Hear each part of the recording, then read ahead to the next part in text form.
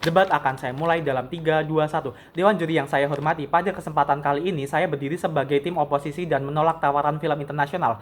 Saya percaya bahwa sebagai BG, pilihan yang lebih rasional, lebih menguntungkan, dan lebih mungkin diambil adalah menerima tawaran tersebut. Sebelum masuk ke dalam argumentasi saya ingin membangun kerangka berpikir dalam perdebatan ini. Ini adalah mosi aktor tanda kutip lebih memilih. Artinya, pembuktian dalam perdebatan kali ini tidak berhenti pada apakah rumah produksi tersebut baik atau buruk. Pembuktian harus berfokus pada satu orang, yaitu BG. Kita harus menjawab dua pertanyaan utama. Yang pertama adalah pilihan mana yang paling memungkinkan diambil BG berdasarkan situasi hidup, kebutuhan, dan kepentingannya. Lalu yang kedua, pilihan mana yang memberikan manfaat terbesar atau kerugian yang paling kecil bagi BG sendiri. Oleh karena itu, dampak terhadap masyarakat itu luas. Penggemar ataupun citra industri film bukanlah mitras utama dalam perdebatan ini. Fokus kita adalah BG sendiri sebagai individu. Kemudian saya juga ingin menjelaskan komparasi dunia dalam debat ini. Di dunia pemerintah, BG menolak tawaran film internasional tersebut dan melepaskan kesempatan terbesar dalam karirnya. Di dalam oposisi, BG menerima tawaran tersebut dan memperoleh akses menuju industri film internasional. Perlu dicatat bahwa dalam kasus ini, rumah produksi tersebut hanya dituduh melakukan eksploitasi buruh dan pelanggaran HAM. Tetapi tuduhan tersebut belum terbukti secara hukum. Artinya pemerintah sedang meminta BG untuk mengorbankan kesempatan terbesarnya dalam hidupnya untuk hidupnya berdasarkan tuduhan yang belum terbukti benar.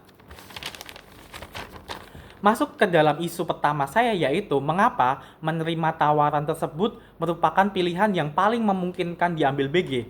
Pemerintah mencoba membangun narasi bahwa BG berasal dari keluarga kurang mampu dan vokal terhadap isu kemanusiaan, maka ia pasti akan menolak tawaran tersebut.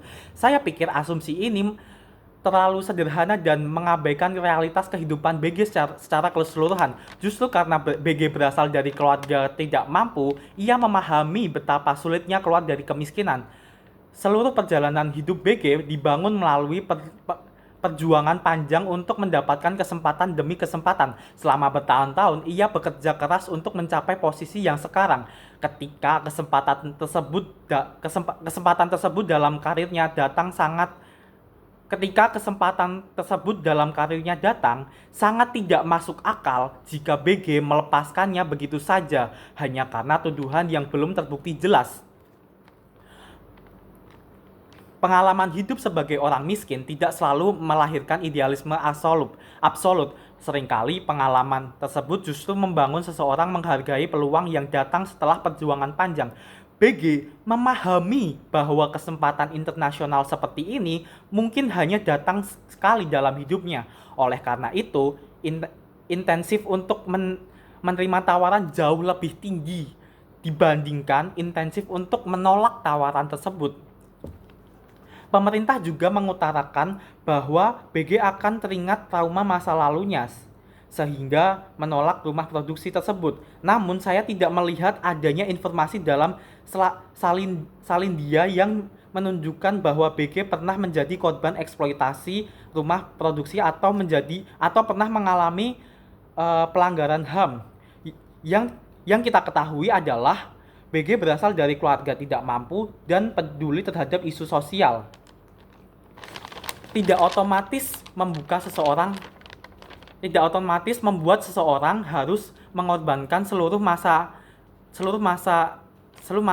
olehnya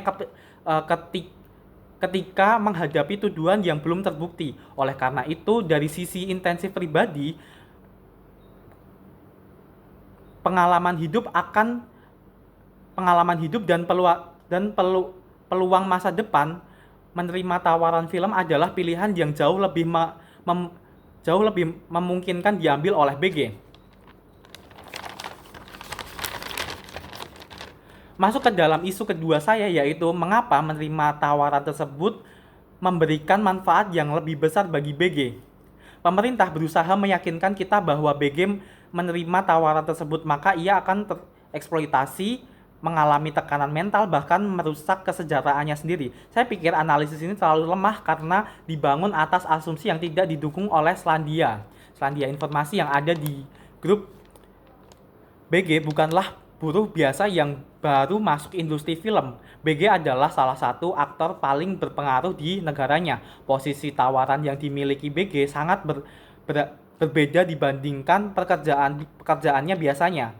Ketika rumah produksi mengundang BG dalam proyek internasional tersebut, mereka membutuhkan nama BG sebagaimana BG membutuhkan proyek tersebut. Artinya yang terjadi bukan hanya hubungan antara pihak sangat lemah dibandingkan pihak yang sangat kuat. Karena itu, sangat spekulatif ketika pemerintah langsung mengasumsikan bahwa BG pasti akan mengalami eksploitasi ekstrim, gangguan kesehatan mental, atau harus menghabiskan seluruh uangnya untuk berobat ke psikolog. Tidak ada bukti dalam kasus yang menunjukkan hal tersebut akan terjadi. Sebaliknya, manfaat yang diterima BG sangatlah konkret. Manfaatnya pertama, ia akan mendapatkan keuntungan finansial yang jauh lebih besar. Dan yang kedua, ia akan memperoleh pengakuan internasional yang dapat membuka puluhan peluang baru di masa depan. Ketiga, ia akan membangun stabilitas karir jangka panjang yang sebelumnya tidak ia miliki. Di sisi pemerintah, BG kehilangan semua manfaat tersebut hanya untuk mempertahankan konsistensi simbolik atas nilai moralnya. Masalahnya, konsisten moral tidak memberikan jaminan kesehatan, tidak memberikan jaminan karir, dan tidak memberikan jaminan bahwa kesempatan serupa akan datang kembali. Bahkan Selandia secara eksplisit mengatakan bahwa kesempatan tersebut sebesar ini mungkin tidak akan datang kembali. Artinya BG harus dibayar ketika menolak tawaran tersebut sangat besar dan bersifat permanen. Lebih jauh lagi, pemerintah mengatakan bahwa menerima tawaran tersebut akan membuat BG kehilangan kredibilitas moral. Dan saya tidak setuju atas hal tersebut karena kredibilitas moral tidak hilang hanya karena seseorang bekerja sama dengan